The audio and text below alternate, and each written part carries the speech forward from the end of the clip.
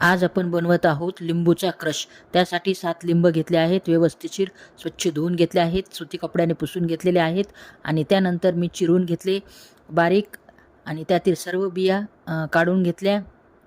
हे पहा, बिया वेगळ्या केल्या आणि त्यानंतर मिक्सरमध्ये मी हे लिंबू बारीक क्रश करून घेतला.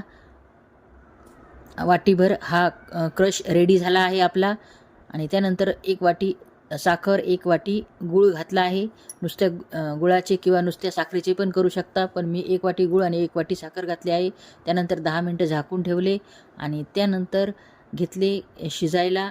कढईमध्ये शिजायला टाकले. त्यामध्ये टाकले आपले मीठ, तिखट आणि काळे मीठ आणि त्यानंतर हे शिजवून घेतले. हे शिजले आहे का हे पाहण्यासाठी तार आली की गॅस बंद करायचा आणि हवा बंद डब्यात आपल्याला ठेवून द्यायचे आहे. तर चला मग व्हिडिओला लाईक आणि सबस्क्राईब करा.